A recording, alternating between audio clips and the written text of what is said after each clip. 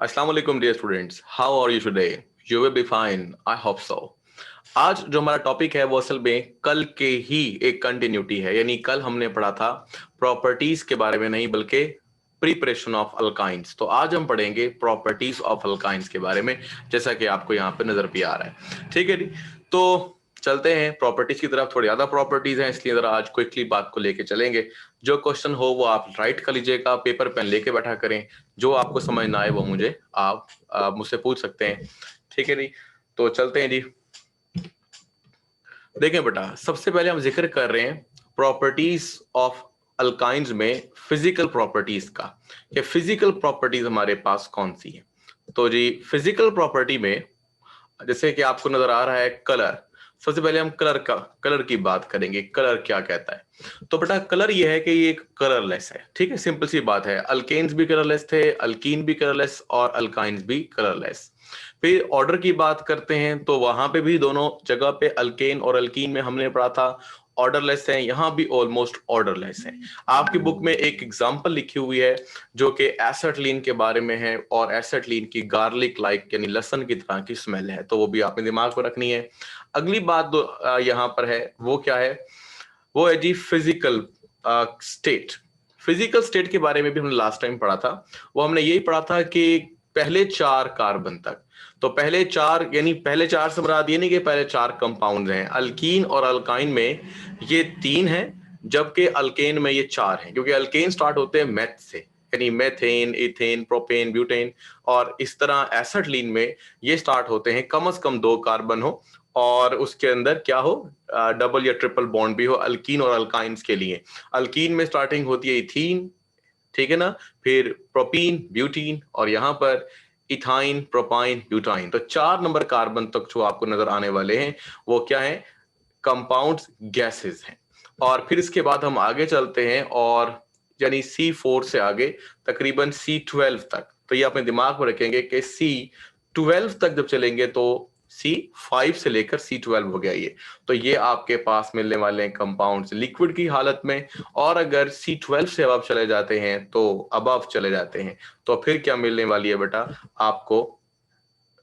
वैक्सी solids, वही पुरानी बात। लेकिन ये नंबर तब्दील होने वाले हैं अल्केन, अल्कीन और अल्काइन में। जैसे मिसाल के तौर पर अगर हम बात करते हैं इस वाले फिगर की, तो ये फिगर अल्केन में क्या है? ये आपके पास अल्केन में है 17, और अल्कीन में क्या है? ये आपके पास क्या बेटा? 15। और अल्काइंस में क्या है? 12, यानी 12 तक लिक्विड, उसके बाद सॉलिड्स। तो ये आपने अपने दिमाग में बात रखनी है जी। नेक्स्ट चलते हैं अगली बात की तरफ, और वो है मेल्टिंग बॉइलिंग पॉइंट्स। तो यहां पे भी वही बात करेंगे कि मेल्टिंग बॉइलिंग पॉइंट इंक्रीज करते हैं with the increase in the number of carbon atoms. ठीक है, जितने कार्बन की मिकदार ज्यादा होगी उसी तरीके से बेटा क्या होगा? मेल्टिंग बॉइलिंग पॉइंट भी बढ़ते जाएंगे। फिर ज्यादा हमारी बुक में है नहीं बातें, इसलिए हम भी थोड़ा थोड़ा सा इसको टच कर रहे हैं जस्ट। फिर नेक्स्ट बात आती है पोलैरिटी की, कि पोलैरिटी कैसे होगी? तो बेटा पोलैरिटी आपके पास इसकी नहीं है। क्यों? यानी पोलैरिटी होती है बट वो ना होने के बराबर। ये वाली बात हम कई दफा पहले भी समझ चुके हैं। जैसे कि हम ये बात समझते हैं कि आपके पास कार्बन है CH, ठीक है ना। तो CH बॉन्ड जो है वो, अगर हम उसकी इलेक्ट्रोनेगेटिविटी देखें तो वो काफी कम है। अगर हम मान लें कि हाइड्रोजन की इलेक्ट्रोनेगेटिविटी 2.1 है और कार्बन की 2.5 है, तो जो आपके पास आंसर आने वाला है वो क्या है? 0.4। तो अब आपने ये सीख लिया कि 0.4 इलेक्ट्रोनेगेटिविटी एक्चुअली, ये इलेक्ट्रोनेगेटिविटी नहीं है, लेकिन ये पूरे पीरियोडिक टेबल की इलेक्ट्रोनेगेटिविटी जो सीजियम की है 0.7 से भी कम है। डिफरेंस ये है, डिफरेंस जो आपको यहां पर दिखा है डिफरेंस है। और जो आपके पास क्या है, दोबारा देख लीजिए, एक है इलेक्ट्रोनेगेटिविटी, एक है इलेक्ट्रोनेगेटिव डिफरेंस। जो पोलैरिटी है वो इलेक्ट्रोनेगेटिव डिफरेंस पर इनसार करती है। तो डिफरेंस मैंने बताया इतना कम है कि जितना पीरियोडिक टेबल में सबसे कम इलेक्ट्रोनेगेटिविटी होती है उससे भी कम है। तो हम ये इसको निग्लेक्ट, यानी ये समझ लीजिए निग्लेक्ट कर लेंगे, या हम मानेंगे कि ये बिल्कुल ही ना होने के बराबर है। तो चूंकि ना होने के बराबर है इलेक्ट्रोनेगेटिविटी डिफरेंस, दैट्स व्हाई ये जो बॉन्ड है कार्बन हाइड्रोजन का वो नॉन पोलर है। तो अपने दिमाग में आपने ये वाली बात बिठा लेनी है बेटा। अच्छा जी, इसके बाद आगे चलते हैं।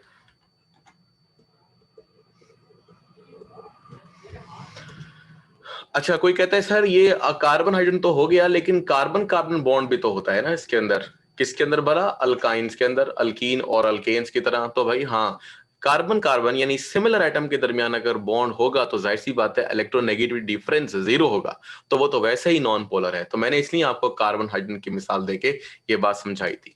फिर लास्ट में है सॉल्युबिलिटी। ये वही पुरानी बात करेंगे, जिनको ये बात नजर नहीं आई मैं दिखा देता हूँ, थोड़ा सा बेटा था ये, मैंने यहाँ पर नॉन पोलर लिखा था तो आपने भी यहाँ पर पढ़ लेना है नॉन पोलर। अच्छा, इसके बाद हम आगे चलते हैं और अगली बात की तरफ आते हैं। वो क्या है?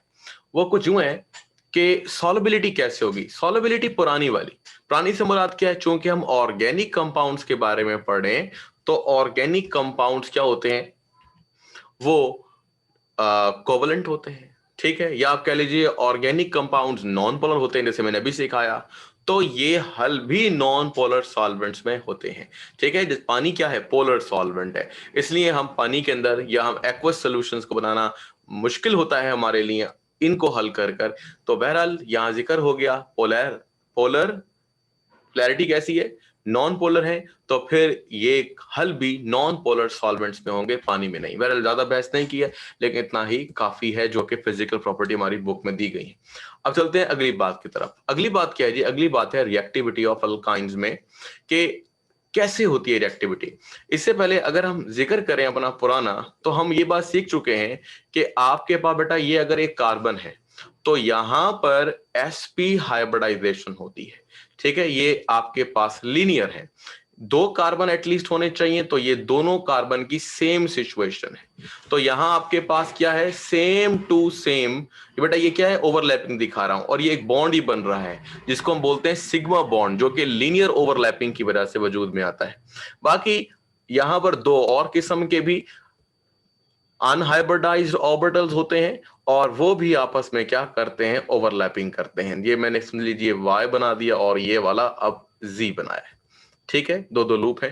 बहरहाल मैं सब कुछ नहीं दिखाने वाला, लेकिन मैं एक बात समझाने वाला हूं कि जब दो और किस्म की ओवरलैपिंग होगी, जैसे मिसाल के तौर पर एक ओवरलैपिंग तो हो गई, वही जो पहले दिखा दी है, इसको आप मान सकते हो sp ओवरलैप। इसी तरीके से अगर आप y और y के दरमियान और z के दरमियान ओवरलैप करेंगे, ऊपर भी और नीचे भी, अगर इसको y माना है तो y और नीचे, ये कैसी ओवरलैपिंग है? ये वही पुरानी वाली, मतलब ये आपके पास दोनों के दोनों क्या हैं? ये पैरेलल ओवरलैप करने आ रहे हैं, पैरेलल ओवरलैप करने आ रहे हैं, ठीक है जी। तो जिसकी वजह से कौन सा बॉन्ड बनता है? पाई। तो एक दफा ऐसे y की वजह से और एक दफा ऐसे z की वजह से ओवरलैप हुआ है। जिनको ये ओवरलैपिंग का कंसेप्ट नहीं आता वो हाइब्रिडाइजेशन देख सकते हैं। Hybridization Umair Khan academy YouTube पर लिखेंगे तो आपको नजर आ जाएगा, ताकि आपको सिग्मा बॉन्ड और पाई बॉन्ड के बारे में समझ में आ जाए अच्छे तरीके से। तो बहरहाल ये जी आपके पास पाई बॉन्ड बनने लगे हैं, एक नहीं, क्योंकि दो दफा ओवरलैपिंग हुई है y और z की, तो दो दफा पाई बॉन्ड बनेगा। बेशक ऊपर नीचे लिख लें, पर यहां जो असल प्रेजेंटेशन है वो यही है कि एक कार्बन है, जैसा कि ये आपके पास नजर आ रहा है, ये एक कार्बन है और ये दूसरा कार्बन है, और ये आपके पास पाई बॉन्ड है, और जो दो नई हमने ओवरलैपिंग की हैं, तो एक ये और एक ये, दोनों के दोनों पाई बॉन्ड है। तो मैंने असल में आपको यहां पर यह सिखाया है कि कार्बन कार्बन के दरमियान दो पाई बॉन्ड है। अब आप समझेंगे कि अल्कीन में एक पाई बॉन्ड था, तो वो क्या थे? वो आपके पास ज्यादा रिएक्टिव हो गए थे बनिस्बत अल्केन के, क्योंकि अल्केन में एक भी पाई नहीं था, और पाई बॉन्ड रिएक्टिव होता है। ये वाली बात हमने वहां डिस्कस की थी, लिख सकते हैं रिएक्टिविटी ऑफ पाई बॉन्ड, मेरा खान अकेडमी, तो आपको मिल जाएगा। अब यहां पर रिएक्टिविटी के बारे में हमने जिक्र किया है। हाँ जी, तो मैं क्या बात कह रहा था आपसे कि आपके पास अल्कीन का जिक्र आया था, तो हमने कहा पाई बॉन्ड रिएक्टिव है और अल्केन की निस्बत अल्कीन ज्यादा रिएक्टिव है। अब आप कहेंगे कि सर अल्काइन में दो दफा पाई बॉन्ड आ गया है, तो क्या होगा? दो दफा क्या कहते हैं? रिएक्टिव होगा, यानी डबल रिएक्टिव होगा। अगर देखा जाए तो डबल रिएक्टिव नहीं है भाई। ये कैसा है? ये आपके पास उतना रिएक्टिव नहीं है जितना कि अल्कीन है। यानी अगर आप अल्केन, अल्कीन और अल्काइन की रिएक्टिविटी का ऑर्डर देखेंगे, हमारे पास आखिरी चैप्टर का हिस्सा भी है, तो उसमें ये वाली बात है कि अल्केन सबसे कम रिएक्टिव है। खत्म हो गई बात। अल्कीन और अल्काइन में कम रिएक्टिव कौन है? अल्काइन। और सबसे ज्यादा रिएक्टिव कौन है? अल्कीन। तो ये ऑर्डर ऐसा है, अल्केन फिर अल्काइन और फिर अल्कीन। तो ये आप दिमाग में रखना है। सवाल यहाँ ये पैदा होता है कि अल्काइंस की रिएक्टिविटी फिर कम क्यों है और अल्कीन्स की रिएक्टिविटी क्यों ज्यादा है। वहां पर जिक्र ये होता है कि अल्कीन्स का जो पाई इलेक्ट्रॉन है, यानी पाई बॉन्ड को बनाने वाले जो इलेक्ट्रॉन है, वो क्या है, मोर एक्सपोज्ड हैं टूवर्ड्स द, किसके, मोर एक्सपोज्ड हैं टूवर्ड्स द इलेक्ट्रोफाइल। जहां हमने हमेशा अटैक किया था अल्कीन की रिएक्टिविटी पढ़ते हुए, किस पर, इलेक्ट्रोफाइल पर। ये भी आप देख सकते हैं रिएक्टिविटी ऑफ अल्कीन लिखकर। तो बात यहां पर है, यहां पर क्या है, यहां पर कुछ मामला ऐसा है कि आपके पास, आप यूं तसव्वुर करें कि ये जो सारे के सारे इलेक्ट्रॉन्स हैं,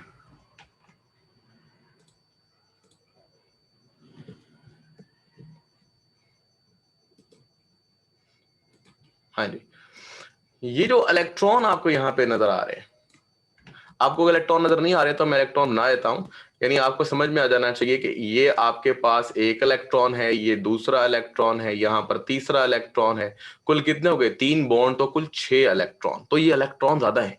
इन इलेक्ट्रॉन्स ने क्या किया हुआ है, ये जो आपके पास न्यूक्लियाई हैं, इन न्यूक्लियाई को आपस में जोर से पकड़ के रख लिया है, जिससे ये जो आपके पास स्ट्रक्चर बन गया, कौन सा स्ट्रक्चर बन गया, जैसे कि मान लीजिए कि ये वाला एक पूरा का पूरा स्ट्रक्चर है, ठीक है, एक मॉलिक्यूल है। ये मॉलिक्यूल में जितनी भी चीजें हैं, पॉजिटिव इलेक्ट्रॉन और इलेक्ट्रॉन्स, पॉजिटिव न्यूक्लियस कह रहे हैं और इलेक्ट्रॉन टाइटली हेल्ड है, इतने हेल्ड है कि ये इतने स्ट्रांगली क्या कहते हैं, बिहेव कर रहे हैं कि स्टेबलाइज हो गए। मतलब स्ट्रांगली से मुराद है स्ट्रांगली बॉन्ड्स अंदर बन गए हैं कि बिहेव कर रहे हैं बहुत स्टेबलाइज होकर, इस तरीके से कि रिएक्टिविटी शो नहीं करेंगे। मैं दोबारा से बात कर रहा हूं कि ये सारे जो आपके पास सिस्टम में इलेक्ट्रॉन्स हैं और पॉजिटिव चार्ज हैं, ये टाइटली हेल्ड हो गए हैं और ये एक स्टेबल जर्रा बन गया है जो किसी से रिएक्ट नहीं करता। तो आप बोलेंगे electrons are not expose to the attack, या इलेक्ट्रोफिलिक रिएक्शन कह लें या अटैक ऑफ द इलेक्ट्रोफाइल कह लें। तो इलेक्ट्रोफाइल आसानी से अटैक नहीं कर सकता या उसके साथ आसानी से रिएक्ट नहीं कर सकता, दोनों बातें सिमिलर हैं। तो हमने यहां पर यह सीखा कि दे आर लेस रिएक्टिव, ठीक है ना, यानी लेस रिएक्टिव होने के बारे में मैंने आपको बताया।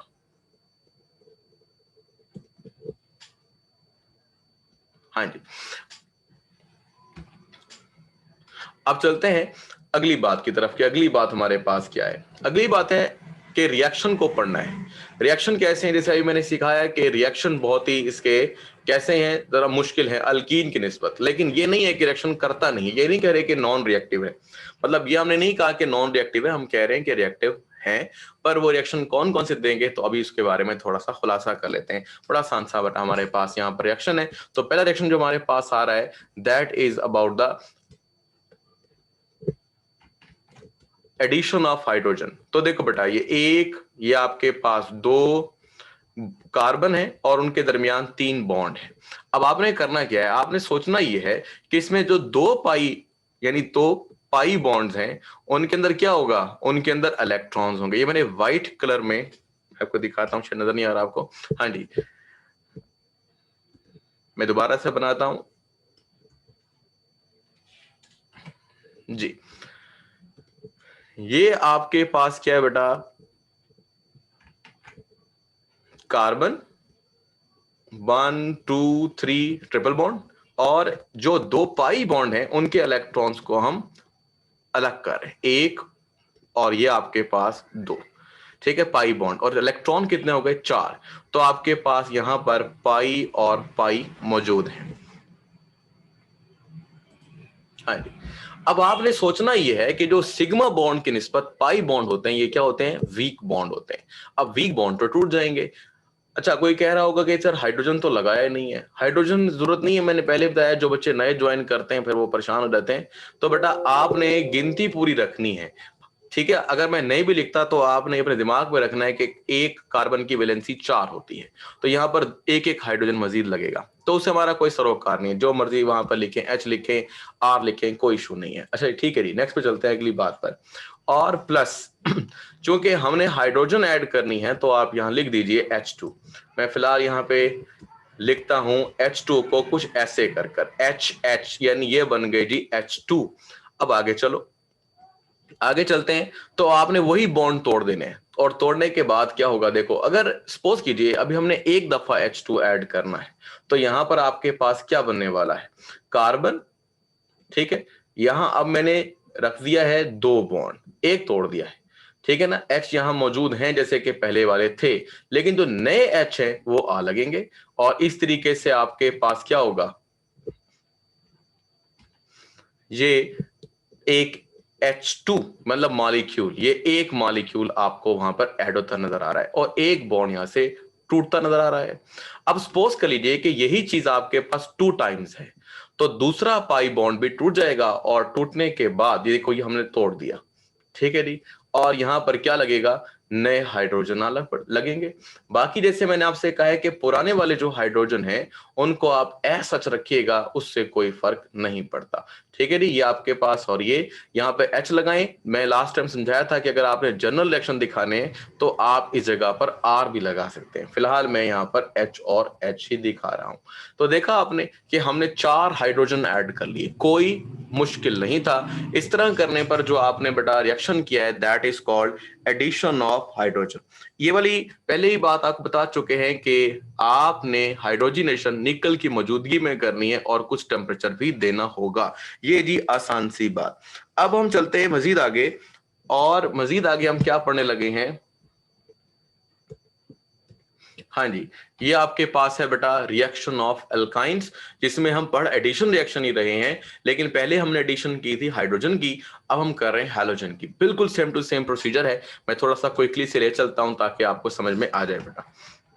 ये जहां जहां हमने इससे पहले रिएक्शन में, जैसे कि ये मैं आपको दिखाता हूं कि जहां जहां हमने एच एच रखा था, वहां वहां पर आप Cl Br कोई भी हैलोजन रख लें, और ये रिएक्शन कंप्लीट हो जाएगा। सपोज कीजिए ये आपके पास क्या है, अल्काइंस, सी,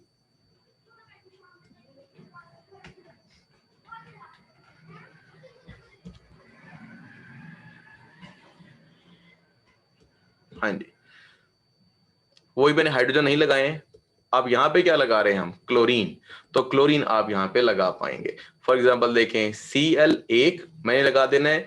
आप चाहो तो Cl2 लिख लो, लेकिन मैं ऐसे लगा रहा हूं ताकि आपको समझ में आए कि भाई एक मॉलिक्यूल में 2 Cl होते हैं। लगता है आज जो है ना नेट की स्पीड बहुत स्लो है। आज मैं टाइम चेंज किया है तो थोड़ा सा इश्यूज आ रहे हैं।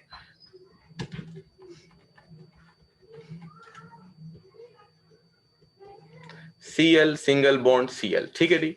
अब आपने क्या करना है, अब आपने वही यहां पर 2 क्लोरीन लगा लें और दोनों ही बॉन्ड तोड़ दें, यानी ये वाला पाई बॉन्ड भी तोड़ें और ये वाला पाई बॉन्ड भी तोड़ दें, दोनों के दोनों पाई बॉन्ड टूट जाएंगे।